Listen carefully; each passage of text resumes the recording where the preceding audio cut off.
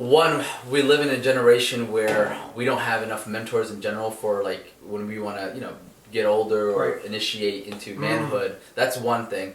But also too, having a mentor is important because it's almost if there was a shortcut that could be created for a person towards success, mentorship would be the best thing because you're leveraging another person's experience, their pain, their mistakes, their failures, and you're kind of like, diving in deep to be like, okay, well, you're saving me time and energy. And another thing too is you add value towards the mentorship's experience. So the mentee is providing just as much value as the mentor is providing the mentee. So it's for me it's a win-win situation. The master or the mentor is being seen and heard. The mentee is learning as much information as they can apply, and the world benefits from the value that has been co-created from the interaction. Right. People forget the mentee offers value too. We're going to talk about that. I want to ask you about that.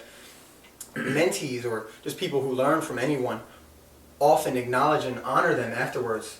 A lot of the successful people I've been around, and we both just studied, they always quote somebody else. Ty's one of the 67 steps he talks about is rich friends would quote other people. Right. Poor friends would say their opinions. So it's funny how all the successful people talk about their mentors or stuff they learned from them. So who are your mentors?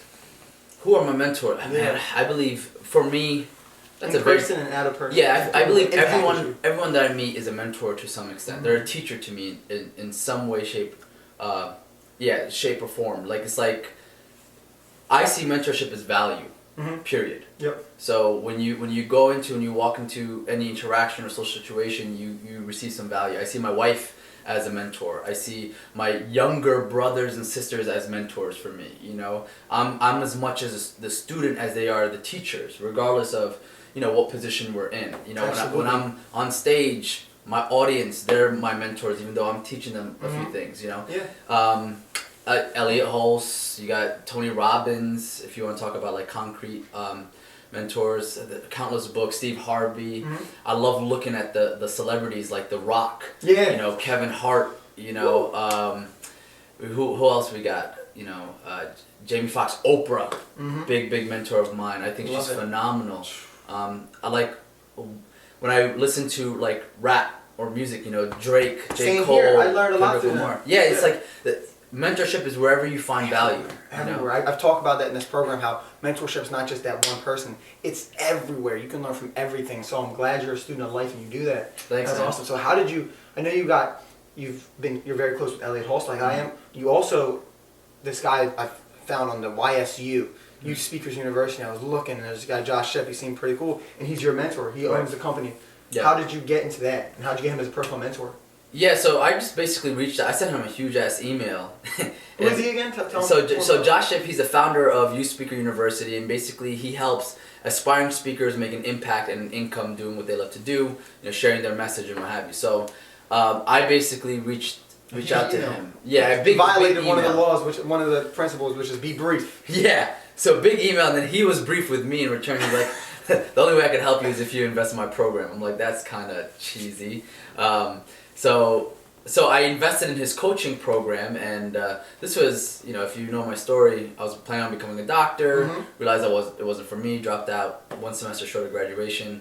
Then it was kind of like homeless to the point where I was living at my friend's home. Yeah. And he's the one that suggested I become a speaker, and that was the program I found. Josh Ship's program and Tony Robbins' strategic intervention coaching program, life coaching program. Yep. And so I invested in both Josh Ship's program and Tony Robbins' program.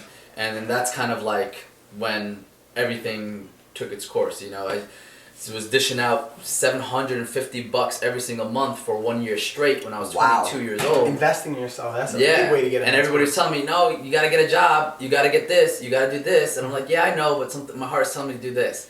So I started doing that. Your house is full of hearts. It's Valentine's Day, and yes, honor it as it should be. Yes, thank you, man. So yeah, man, that's in a nutshell, that's what happened, and now we became good friends and colleagues, and that's kind of one thing that I will say about mentorship for those of you out there is value the relationship first before the gain that you expect or that you're expecting. Right. The person before the profit. I think a lot of people when they see mentors are like, oh, well, how can I get it? Because I want to become more successful. Yes. Or I want to become more jacked, or I want to become this, or I want to gain something. And if you don't lead with the relationship first and foremost, it's gonna sabotage. You're gonna self-sabotage later on. So yeah. I agree completely. Yep. Lead with generosity, lead with giving and gratitude, not just what I can get from them or what the end result could be. I mean, have that in the back of your mind, but know what's most important. And when you come from that true intention, great things are going to come from there. Yeah. So tell me a little bit more about how you went from meeting Josh, doing well in the program, to getting him as a personal friend. I invested in this program. I started implementing everything that I've learned. Implemented what you learned. Yeah. Huge. The worst thing you can do for a mentor is waste their time by not implementing the information you've gained. Absolutely. And you've learned. Worst thing. You want to get on the bad side?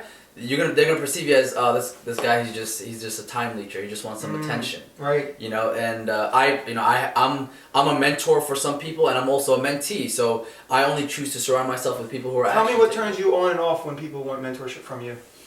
When they just want like attention. Mm-hmm. You know, hey, you know, I want that. You know, just, hey, can you know, I know you're connected with this person. Hey, you know, they kind of like they just want to leech, take time from you or take the value from you. I think that turns me off. What turns me on, right? What turns me on when it comes to like mentorship is seeing them on point. So seeing them implementing. They're like, yeah, I'm applying. Like, I'm sure every person that you're surrounded with, yeah, you know, you being the millionaire mentee, right? Everybody loves to be around you because Dougie implements. He takes it. You're a big mouth, but in a great way, where you're not talking shit. You're talking positive stuff that you've learned from everybody. Yep. And they're like, that's the best thing for a mentor. Yeah, and I make them feel good because I implement right away. Right. So like, get a book. Boom, I get it right then. I have it the next day, I show it to him. I show him my notes in the book. I might send him a video I did on the book. Yep. And that's just one example. There's many.